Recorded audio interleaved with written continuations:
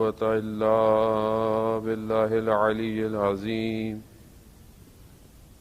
حسبنا الله ونعم الوكيل ونعم المولى ونعم النصير أعوذ بالله من الشيطان الرجيم بسم الله الرحمن الرحيم الحمد لله الذي يؤمن الخائفين وينجي الصالحين ويضع المستكبرين ويهلك ملوكا ويستخلف آخرين والصلاة والسلام على رسول الثقلين محبوب رب المشرقين والمغربين جد الحسن والحسين نبينا سيدنا بالقاسم محمد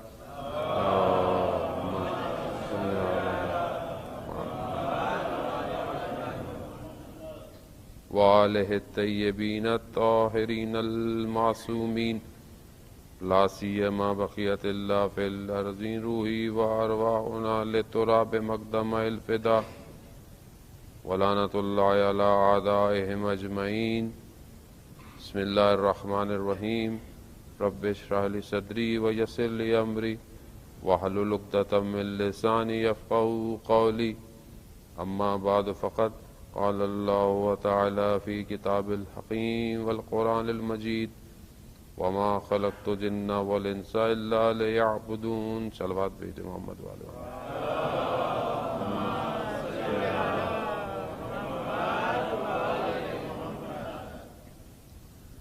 عزیزان محترم، سب سے پہلے خدا کی بارگاہ میں شکر گزار ہیں کہ پروردگار نے یہ توفیق عطا فرمائی کہ پھر آپ کی خدمت میں حاضر ہوں اور ذکر پروردگار کریں اور ان کا ذکر کریں جن کا پروردگار نے ذکر کیا ہے۔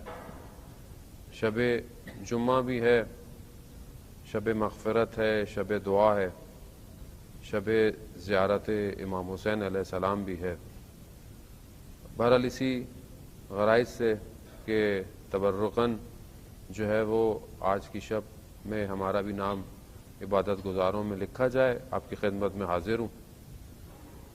ایام تو بہرحال خوشی کے چل رہے ہیں، ایام تو ایام غدیر ہے، اور غدیر کو جس طرح منانا چاہیے اس طرح شاید ہم نہیں مناتے ہیں، کیونکہ اگر غدیر کو صحیح زندہ کیا جاتا تو عاشورہ نہ ہوتا۔ غدیر کو بھلا دیا گیا، اسی لیے عاشورہ میں امام حسین کو قربانی دینی پڑ گئی، اور اگر امام حسین کی قربانی کو بھی بھلا دیں گے تو پھر یہی ہوگا کہ ہماری زندگیاں گزرتی چلی جائیں گی، ہم اپنی عمروں کی سالوں کو بیتتے ہوئے دیکھتے رہیں گے اور ہم اپنے وقت کے امام کو نہیں دیکھ پائیں گے۔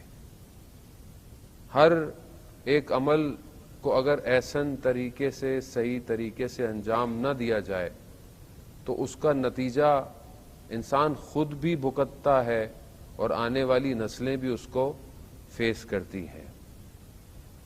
خوب میں چند نکات آپ کی خدمت میں پیش کروں کہ کیونکہ کچھ دن پہلے ہی ایام اللہ حج بھی گزرے، 9 ذی الحج بھی گزری، اور شہادت حضرت مسلم ابن عقیل، وہ میں اسی میں سے چند نکات آپ کی خدمت میں پیش کروں گا کہ کیونکہ محرم آنے والا ہے، اور ہم یہ دیکھیں کہ جس امام کو کوفہ والوں نے بلایا تھا انہوں نے کیا وجہ تھی کہ امام کے نائب کو تنہا چھوڑ دیا، اور یہ بہت امپورٹنٹ ہے، کیونکہ ہم تاریخ میں کسی پر اعتراض جب کرتے ہیں تو بہت آسان ہے، بہت ایزی ہے، انہوں نے یہی نہیں کیا، انہیں یہ کرنا چاہیے تھا، وہ اگر ایسا کر لیتے، یہ سب پاسٹ ٹینس ہے۔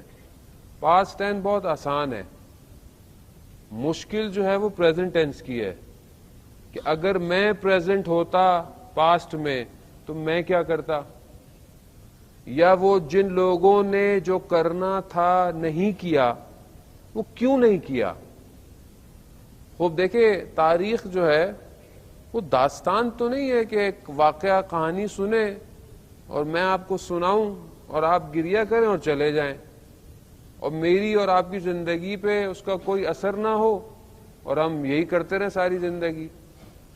جیسے ہمارے اور بہت سارے مذاہب جو ہیں وہ کر رہے ہیں اپنے انبیاء کے بارے میں, اپنے اوصیاء کے بارے میں, وہ بس یاد کرتے ہیں. بس وہ یاد جو میرے حال کو اچھا نہ کرے اس کا مطلب ہے کہ پھر میں صحیح یاد نہیں کر رہا.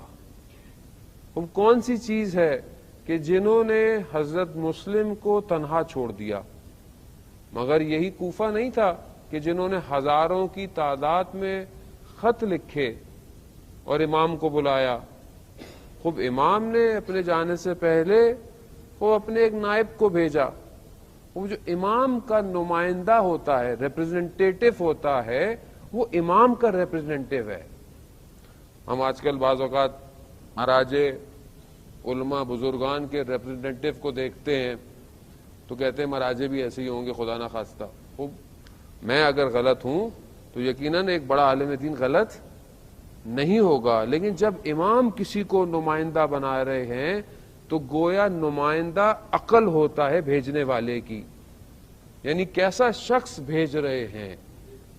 شخص ایسا نہیں ہے کہ اس شخص کے اندر کوئی مشکل ہے, نہیں, شخص اپنے اندر وہ ساری خصوصیتیں, وہ ساری ایبلٹیز رکھتا ہے کہ امام حسین نے اپنی جگہ بھیجا کہ جاؤ, مجھے بلا رہے ہیں, آپ پہلے چلے جاؤ, دیکھو یہ کتنے ریڈی ہیں.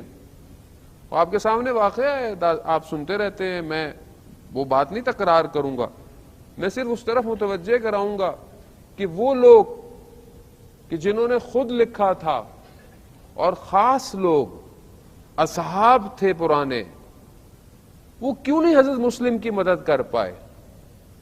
وہ سب سے جو امپورٹنٹ فیکٹر ہے جو وہاں کے لوگوں کا اور خاص طور پہ ان بڑے لوگوں کا کہ جب حضرت مسلم کے پاس بیٹھے اور کہا کہ نہیں ہم جو ہے وہ ہم امام کا انتظار کر رہے ہیں, تو امام نے کہا میں امام ہی نے تو مجھے بھیجا ہے, نہیں ہم امام کا انتظار کر رہے ہیں. جو لیک تھا ان کے اندر, جو نقص تھا, تاریخ جس کو بہت واضح کہہ رہی ہے, وہ بے بصیرت تھے, بصیرت نہیں تھی ان کے اندر. بصیرت کسے کہتے ہیں؟ خوب ذرا بصیرت لفظ مشکل ہے یا سنا ہوا ہے تو اس کے معنی کیا ہوں گے. بصیرت یعنی ظاہر بین نہ ہو شخص, یعنی جو فرنٹ میں نظر آ رہا ہے اس کو دیکھ کر فیصلہ نہ کرے بلکہ اس کی ڈیٹیل میں جائے کہ پیچھے کیا ہے, کہیں میں دھوکہ تو نہیں کھا رہا. وہ بے بصیرت تھے, وہ ظاہر کو دیکھ رہے تھے, انہوں نے پیچھے نہیں دیکھا کہ دشمن کیا کر رہا ہے ان کے ساتھ, اور وہ اسی کے اندر آ گئے اور بعد میں گریہ کیا, توبہ کیا, قیام توابین ہے, سب کچھ کیا, لیکن کیا فائدہ اس وقت توبہ کرنے کا, کیا فائدہ اس وقت قیام کرنے کا جب امام حسین پیاسے کربلا میں شہید ہو چکے تھے. جانے محترم یہ تاریخی نکات بہت امپورٹنٹ ہیں, محرم آ رہا ہے, ہمیں درس لینا ہے کہ خدا نہ خواستہ ہم اپنے وقت کے امام کو جو بلا رہے ہیں الجل الجل مولا آ جائیے. دعائے ندبہ بھی پڑھتے ہیں, دعائے توسل بھی پڑھتے ہیں, استغاثہ امام زمانہ بھی پڑھتے ہیں, ساری چیزیں پڑھتے ہیں. خوب امام آ گئے تو اس وقت ہم امام کے ساتھ کیا کریں گے؟ تاریخ یہ بتا رہی ہے کہ اگر تمہارے اندر بھی خدا نہ خواستہ یہ چیزیں جو کوفہ والوں کے اندر تھیں پائی گئیں تو تم بھی وہی کرو گے جو انہوں نے کیا تھا. اب یہاں تھوڑا سا ہم اپنے آپ کو ایکٹیویٹ کریں کہ محرم آ رہا ہے, 2 مہینے ہم نے مجلس سننی ہے, کیا ہم ابھی تک پچھلے سال سے ابھی تک وہی ہیں یا تبدیل ہوئے ہیں؟ اب سب سے امپورٹنٹ چیز دشمن کی پہچان ہے. اصل وہاں وہ دشمن کو پہچان نہیں پائے. دشمن لبادے میں آیا, ابن زیاد جو ہے وہ لبادے میں آیا, اور اس چکر میں کہ امام آ رہے ہیں اور آ کر اس نے جو ہے وہ سب پورا نظام جو ہے وہ لے لیا, جس میں دنیا پرستی, دولت, سونا, آسائش کی زندگی, جان کا خطرہ, گھر کا خطرہ, اولاد کا خطرہ, اسٹیٹس, حیثیت, یہ ساری چیزیں ہمارے اندر بھی پائی جاتی ہیں. ہم بھی انہی چیزوں میں گرفتار ہیں دنیا کے اندر. ابھی کل امام زمانہ آئے اور اگر مجھے یہاں سے ہٹا دیں کہ بھائی یہ آپ کے سٹیٹس ختم ہے, اب آپ کچھ اور کریں گے, یہ مثلا آپ اعلان کریں گے مجلس نہیں پڑھیں گے, تو کیا میں تیار ہوں اس سٹیٹس سے ہٹنے کے لیے امام کی خاطر؟ یا نہیں مولا میں مجلس میرا سٹینڈرڈ ہے مولانا, میں مولا میں اعلان کروں گا. اسی طرح ہماری زندگی کے مختلف چیزیں ہیں, کیا ہم ان چیزوں کو چھوڑ پائیں گے جو ہم نے پکڑ کے رکھی ہوئی آج زندگی کے اندر؟ عزیزان محترم, میں بہت معذرت چاہتا ہوں, میں آپ لوگوں کو ٹینشن دینے نہیں آیا. 2 دن آگے عید کے جشن ہے, انشاءاللہ آپ مسکرائیے گا, لیکن تھوڑا سا سٹریس لینا ضروری ہے صحت میں, ورنہ کولیسٹرول بند کیسے ہوگا آپ کا میرا؟ اگر ہم سب خوش ہوتے رہیں تو خوش ہونے میں تو انسان پھول رہا ہوتا ہے, تھوڑا سا کمزور بھی ہونا چاہیے انسان کو. عزیزان محترم, واقعاً جو عاشق ہے وہ تڑپتا رہتا ہے اپنے محبوب کے ایک دیدار کے لیے. ہم کیسے عاشق ہیں کہ ہماری زندگیاں خوشی سے گزر رہی ہیں اور ہمارا امام نہیں آ رہا ہے. وہ کل روز جمعہ ہے, متوقع ظہور کا دن ہے, ہم کتنے آمادہ ہیں اپنے امام کے لیے, کتنا ہم انتظار کرتے ہیں. وہ سب سے پہلی چیز عزیزان محترم دشمن کی پہچان ہے. دشمن کون ہے؟ اصل دشمن ہے کیا؟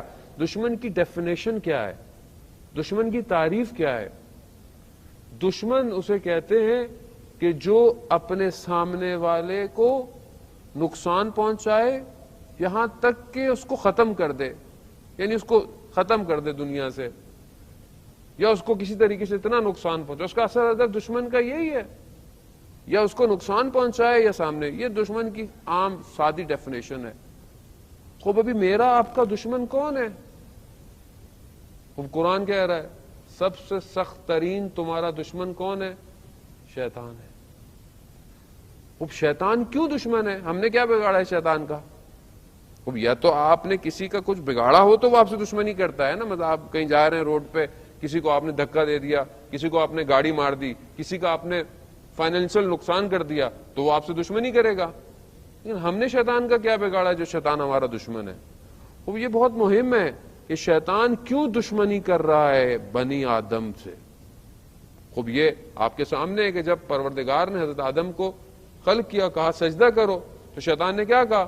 میں اس سے افضل ہوں, میں اس سے بہتر ہوں. میں اس سے کیوں؟ کہ حضرت آدم نے کوئی نقصان دیا تھا شیطان کو؟ کیا حضرت آدم نے کچھ کہا تھا شیطان کو؟ کیوں اس نے دشمنی کی؟ قرآن کہتا ہے حسد اور کبر کی وجہ سے, یعنی جیلسی کی وجہ سے, تکبر کی وجہ سے, اپنے آپ کو بڑا دیکھتا تھا.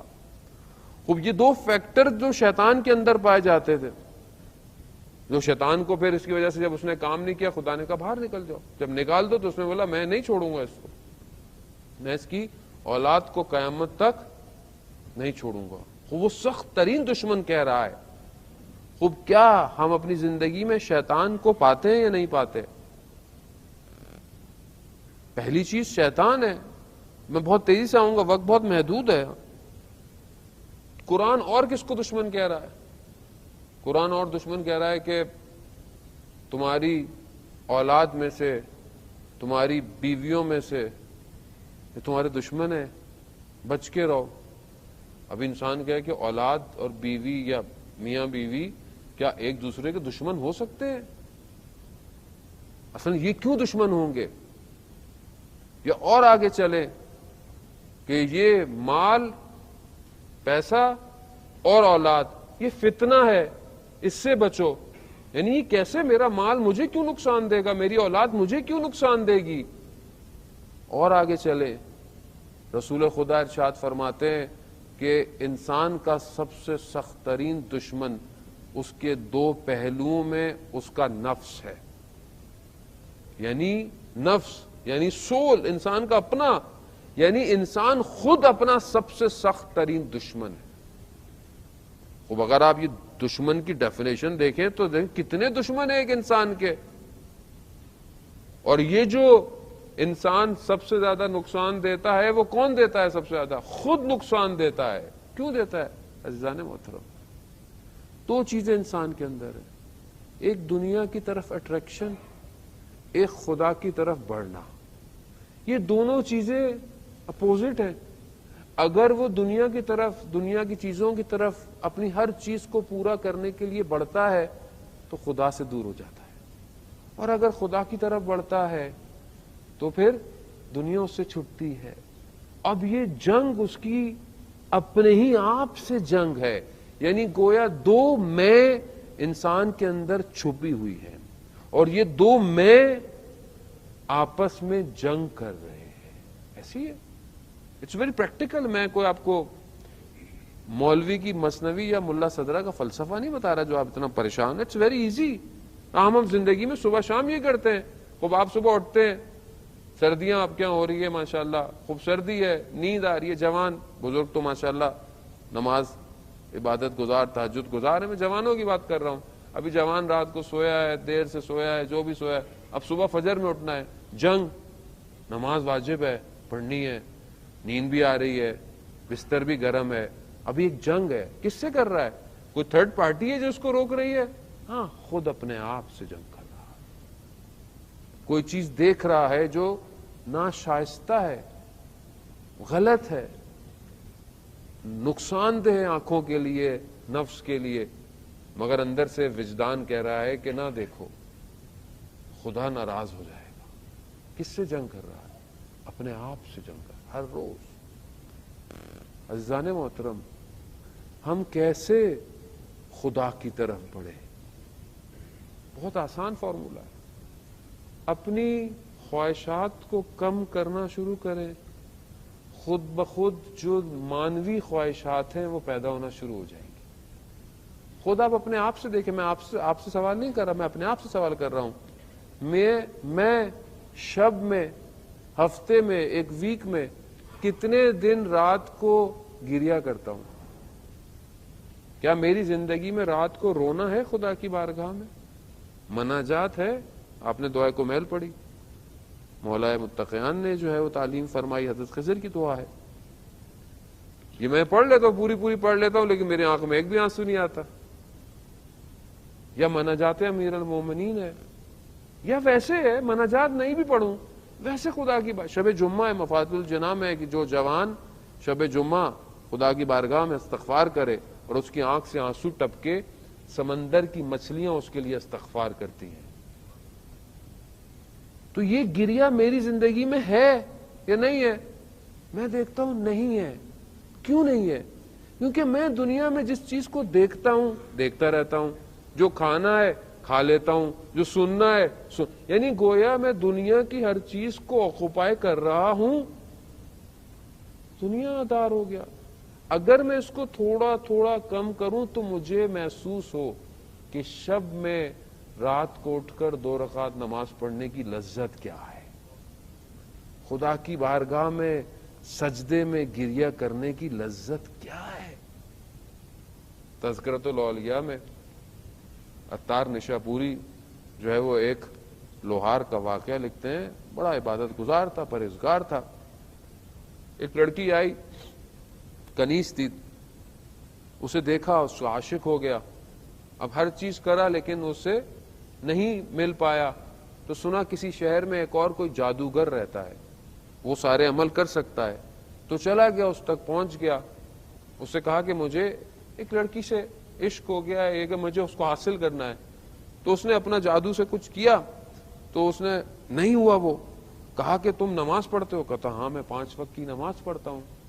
کہا اللہ کا ذکر کرتے ہو؟ کہتا ہاں میں اللہ کا ذکر کرتا ہوں، نیک کام کرتا ہوں. کہا 40 دن تک سب چھوڑ دو، نماز چھوڑ دو، اللہ کا ذکر، کوئی کام اچھا نہیں کرو. کہہ رہا ٹھیک ہے 40 دن بعد آنا. گیا، 40 دن نماز نہیں پڑھی، اللہ کا ذکر نہیں کیا. وہ انسان دنیا میں اتنا محو ہو جاتا ہے. واپس گیا اس کے پاس، اس نے بولا 40 دن کوئی اچھا عمل نہ، میں نے کہا میں نے کچھ نہیں کیا. اس نے پھر کوئی جادو سے کیا، پھر کچھ نہیں ہوا. کہا تم نے سچ کہا کہ تم نے 40 دن نماز؟ کہہ رہا نہیں میں نے نہیں پڑھی ہے. کہہ رہا نہیں کچھ کام ایسا کیا؟ کہہ رہا ہاں میں ابھی تمہارے پاس آ رہا تھا تو رستے میں ایک پتھر پڑا ہوا تھا، میں نے اس پتھر کو کنارے پہ کر دیا کہ شاید کوئی کہیں اس سے لگ کے گر نہ جائے. تو جادوگر نے اسے بولا جاؤ تم یہاں سے چلے جاؤ. کہا کیوں؟ کہہ رہے وہ 40 دن تم نے نماز نہیں پڑھی، ذکر نہیں کیا، مگر پھر بھی خدا تمہارے قدموں سے تمہیں بچا رہا ہے۔ خدا اتنا مہربان ہے، خدا تو موقع دیتا ہے کہ کوئی ایک جگہ پر یہ آ جائے، کوئی مشکل سے، کوئی بیماری سے، کوئی پریشانی سے، کسی طریقے سے میرے پاس آئے۔ عزیزان محترم، اگر ہم خدا کی طرف نہیں آئے، کیوں؟ یہ اندر کی جنگ ہے، یہ سخت ترین دشمن ہے انسان کے اندر کی چیز ہے۔ اگر میں آج اپنے اندر کے شخص کو کنٹرول نہیں کر پایا تو میں کل امام زمانہ سے رکاب میں ظاہری دشمن سے کیا لڑوں گا؟ کیونکہ سب سے پہلی چیز جس نے روکا لوگوں کو حضرت مسلم کی مدد کے لیے وہ اپنی خواہشات تھیں، تکبر تھا۔ کوئی کہتا ہم بڑے ہیں، کسی کو جان کا خطرہ تھا، کسی کو سب یہ نفسانی بیماری ہے۔ ورنہ جو خدا نہ خواستہ نقصان ہوا، جنہوں نے کربلا میں اپنے سروں کو گردنیں کٹوایا، ہم سب ان کو سلام پیش کرتے ہیں، انہی کا راستہ زندہ ہے۔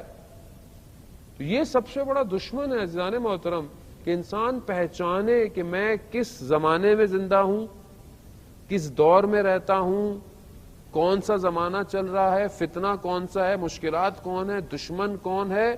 خوب یہ بہت ضروری ہے۔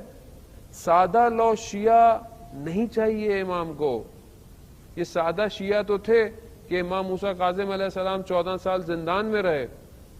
یہ سادہ لو شیعہ کہ جس کی وجہ سے آج ہمارا امام 1185 سال ہو گئے، مجھے آپ کو تکلیف کیوں نہیں ہوتی؟ کیونکہ میرا گھر چل رہا ہے، آپ کا کاروبار چل رہا ہے، بس چل رہا ہے، ٹھیک ہے، بس شب جمعہ مسجد میں آئیں گے، جمعہ پڑھیں گے، خوشی ہوگی، غم ہوگا، ختم۔ امام ہمیں کیا فرق پڑتا ہے امام آئے نہ آئے؟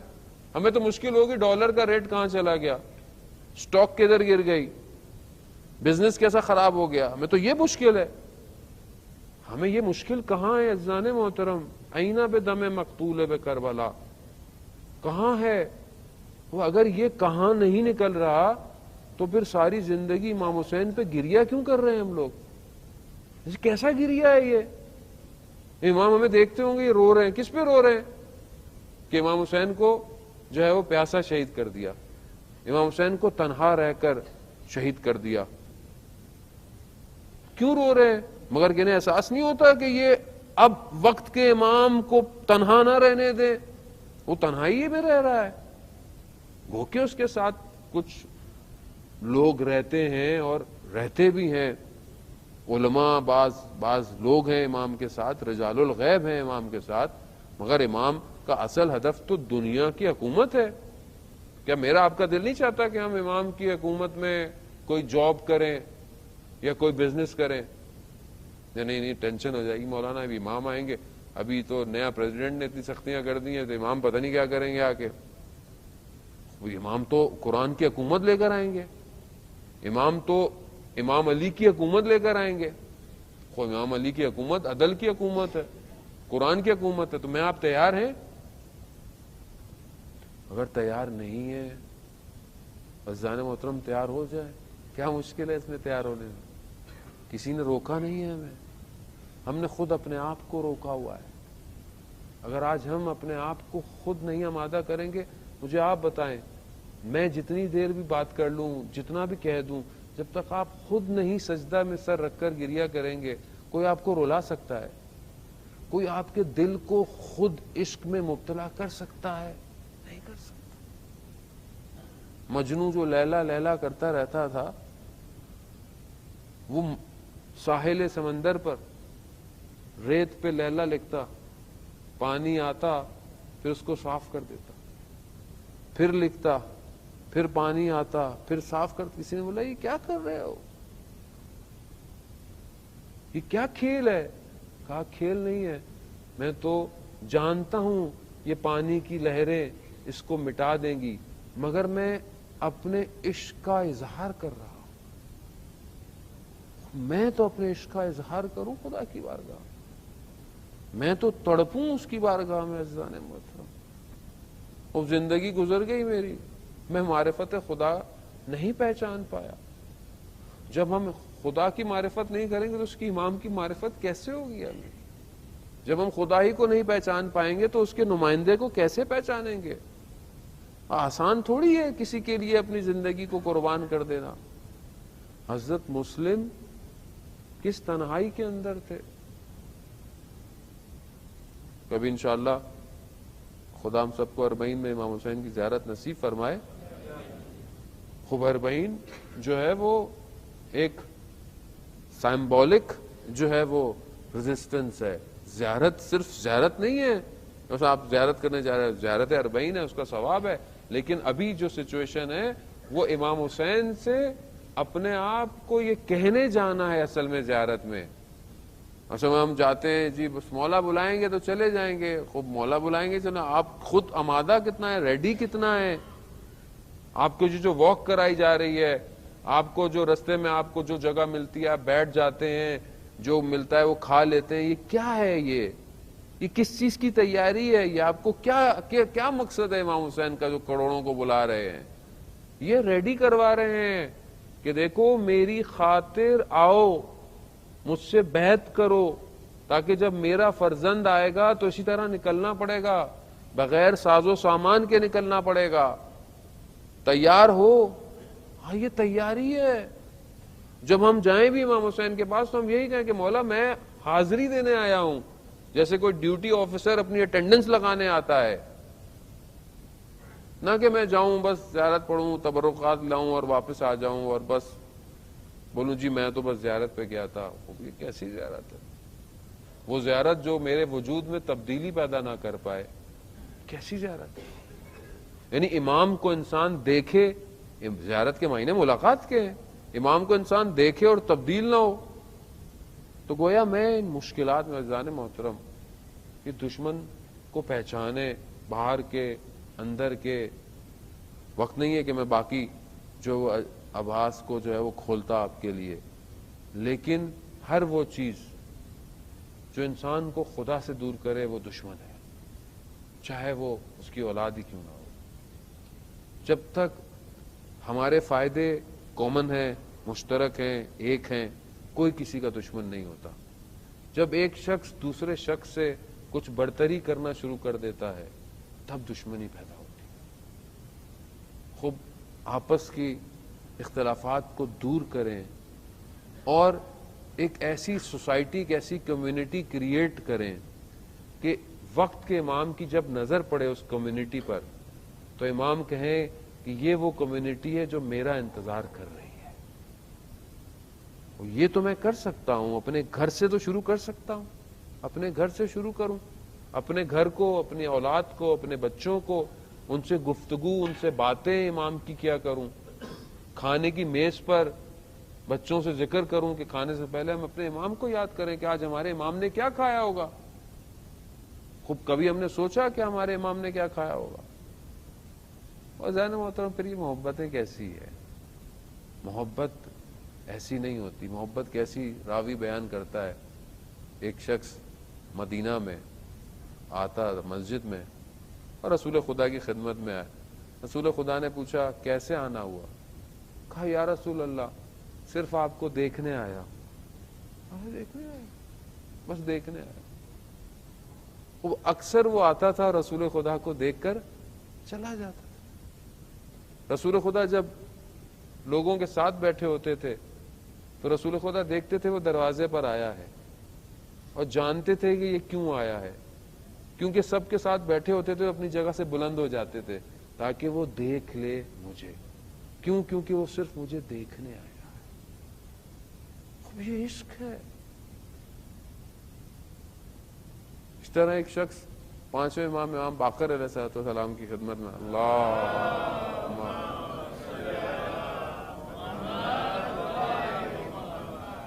امام باقر خدمت میں آیا اور آ کر اپنا دین امام کو پیش کیا کہ مولا میرا یہ عقیدہ ہے، یہ میرا یہ۔ امام نے کہا اچھا ہے۔ کہا کیا چاہیے؟ کہا مولا کچھ نہیں چاہیے، بس یہی بتانے آیا تھا۔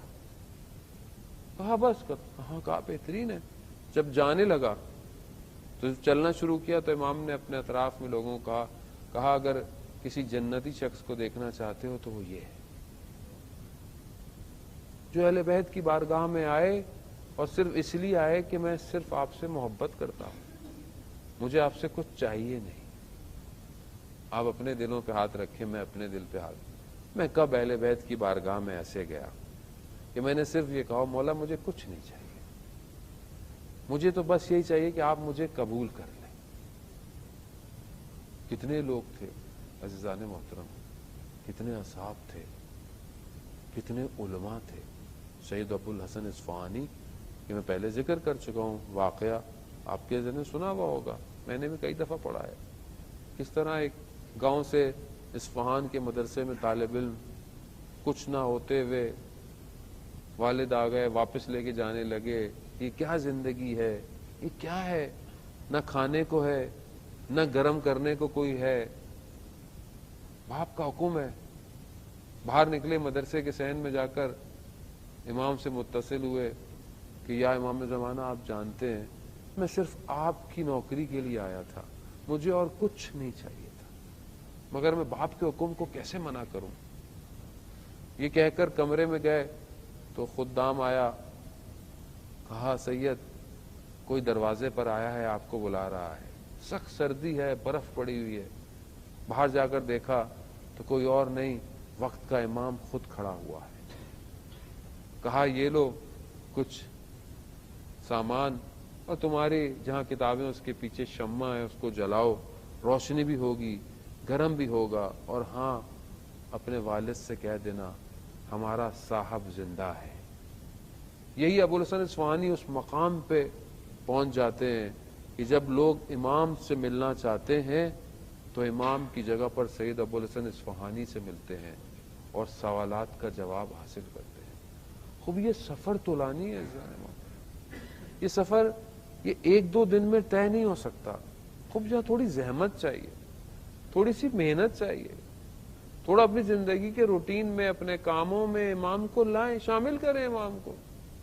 کوئی ایک تصویر, کوئی ایک فریم, کوئی موبائل پہ آپ کے بیک گراؤنڈ کی پکچر, کوئی چیز امام کی ہو جو یاد دلائے کہ ہمارا امام زندہ ہے, ہمارا امام ہمیں دیکھ رہا ہے. میں نہیں دیکھ رہا, وہ تو دیکھ رہا ہے. میں کتنا اپنی زندگی میں مصروف ہوں, مجھے ایک ہی جگہ پر شرمندگی ہوتی ہے کہ میں نے آج جو عمل کیا اپنے امام کو راضی کیا کہ نہیں کیا. اگر آج میں نے کوئی ایسا عمل کیا کہ جو میں نے اپنے امام کو تکلیف پہنچائی ہے, عزیزان محترم واقعاً درد ہے. نہیں پتا میں زندہ رہوں نہیں رہوں, اگر میں اپنے امام کو خوش نہیں کر سکتا تو میں انہیں تکلیف تو نہیں دوں کم از کم. خوب کام کوئی بھی ہو سکتا ہے, کوئی بھی عمل میرا ایسا ہو سکتا ہے کہ میں اپنے امام کو ناراضی کروں. خوب انشاءاللہ آپ یقیناً ایسا نہیں کرتے ہوں گے, اور ہمیں کرنا بھی نہیں چاہیے. عزیزان محترم, وہ یوسف زہرا ہے, وہ ایک یوسف جسے مصر کے بازار میں بیچ دیا گیا. اس یوسف کو ہم کتنی بار بیچیں گے اپنی خواہشات سے؟ کہیں یہ تو نہ ہو کہ ہر روز ہم بازار میں اس یوسف زہرا کو بیچ رہے ہوں اپنی چھوٹی چھوٹی خواہشات کی خاطر. لذت کتنی دیر کی ہے, دنیا کی لذت بہت تھوڑی دیر ہے, لیکن یہ لذت انسان کو اس کے امام سے دور کر دیتی ہے, جس طرح کوفہ والوں کو امام کے نائب سے دور کر دیا. آج ہماری یہ چھوٹی چھوٹی چیزیں بڑی ہو گئی ہیں, آج یہ چھوٹی چھوٹی چیزیں محل بن گیا ہے, سب ہمارے ذہن کے اندر ہے. اگر آج ہم اپنے ذہن کی اس دیوار کو گرا دیں جو ہم نے خود بنائی ہے تو ہم اپنے امام کو دیکھ سکتے ہیں. متا ترانا و نراقا, آپ ہمیں کب دیکھیں گے, ہم آپ کو کب دیکھیں گے مولا. اب یہ عشق پیدا کریں, انشاءاللہ عید غدیر کا تحفہ اپنے امام سے یہی مانگیں کہ ہم امام کا ظہور ہو, اور حالات آپ کے سامنے, دنیا کے آپ کے سامنے, چھپی ہوئی کوئی بات ہے نہیں ہے. جتنی تیزی سے سچویشن دنیا کی تبدیل ہو رہی ہے, ہم ظہور کے قریب جا رہے ہیں. خدا نہ خواستہ یہ نہ ہو کہ ہمیں آواز نہ آئے. ظہور تو حق ہے, ہونا ہے, یہ نہ ہو کہ میں رہ جاؤں. تو بہرحال کوفہ کے اس شہید کی طرف چلیں کہ جو کربلا کے راستے کا پہلا شہید ہے. حضرت مسلم جب گئے اور آخری دن حضرت مسلم کئی ہزار کا مجمع ہے، حضرت مسلم کے پیچھے نماز پڑھتا ہے ظہر کی، اور اسی دن مغرب میں حضرت مسلم تنہا رہ جاتا ہے۔ تنہائی میں حضرت مسلم کوفہ کی گلیوں میں پناہ ڈھونڈ رہے ہیں۔ خوب ایک گھر کے دروازے کے پاس خاتون باہر کہا کہ پتہ نہیں ہے تمہیں حالات، تم گھر کیوں نہیں جاتے؟ جانے حضرت مسلم نے کیا کہا ہو کہ جس کا گھر نہ ہو، جو غریب الوطن ہو، وہ کہاں جائے گا؟ خوب گویا جب پتہ چلتا ہے کہ یہ تو اہل بیت کی ماننے والی ہے، حضرت مسلم کو جگہ دیتی ہے۔ خوب حضرت مسلم رات گزارتے ہیں، عبادت میں گزار رہے ہیں رات کو، اور اس شخص خاتون کے بیٹے کو یا داماد کو پتہ چلتا ہے، وہ مخبری کرتا ہے، گھر کو گھیر لیتے ہیں۔ جب گھر کو آگ لگانا تو حضرت مسلم گوارا نہیں سمجھتے کہ جس نے مجھے مہمان کیا اس کا گھر جل جائے یا خود جل جائے، اپنے آپ کو لے آتے ہیں اور حضرت مسلم کو گھیر کر، کیونکہ لڑ نہیں سکتے بنی ہاشم کے جوان سے، گھیر کر حضرت مسلم کو لہو لوہان کر کر ملعون کے دربار میں لے جاتے ہیں۔ کچھ وصیتیں حضرت مسلم کرتے ہیں۔ جب حضرت مسلم کو دارالامارہ میں چڑھاتے ہیں، جا رہے ہوتے ہیں، حضرت مسلم گریہ کر رہے ہیں۔ شخص کہتا ہے کہ گریہ کیوں کر رہے ہو؟ مرد ہو، ایسا کام ہی کیوں کیا تھا کہ تمہیں رونا پڑے؟ حضرت مسلم فرماتے ہیں میں اپنے لیے نہیں گریہ کر رہا، میں تو گریہ کر رہا ہوں حسین اور اس کی اولاد کے لیے، کہ جنہیں انہوں نے نامے لکھ لکھ کر بلایا ہے، اور کوفہ وفا ندارت، کوفہ میں وفا نہیں ہے، مجھے تو ان کے لیے گریہ ہے۔ ہاں عزاداران محترم، حضرت مسلم کو دارالامارہ میں چڑھایا جاتا ہے، پانی طلب کرتے ہیں، پانی کا کوزہ آتا ہے، خون کے قطرے گرتے ہیں، پانی نجس ہو جاتا ہے، دوبارہ پانی آتا ہے، پھر نجس ہو جاتا ہے، تیسری بار بھی پانی آیا، پھر نجس ہو گیا۔ حضرت مسلم نے کہا چھوڑ دیا، ارے کیسے ہو سکتا تھا کہ جس کا ارباب پیاسا مارا جائے گا، جس کا سید و سردار پیاسا مارا جائے، اس کا یہ نمائندہ جو ہے وہ پانی پیے۔ گردن کو سر تن سے جدا ہو گئی، حضرت مسلم کی لاش جو ہے وہ رسیوں سے باندھ کر کوفہ کے ان گلیوں میں پھر آیا گیا۔ ارے گویا حضرت مسلم اپنے خون سے، اپنے بدن سے کوفہ کی گلیوں کو آمادہ کر رہے ہیں اور کہہ رہے ہیں اے کوفہ تیار ہو جا، ارے میرے مولا کا بدن آنے والا ہے، ارے وہ سر نیزوں پہ آنے والے ہیں، ارے وہ اہل حرم آنے والے ہیں کہ جن کے سروں پر چادریں نہ ہوں گی، جن کے بچوں کے ہاتھوں میں رسیاں ہوں گی، ارے جو بچے پیاسے ہوں گے۔ ہاں عزاداران محترم، ارے کوفہ نے یہی کیا۔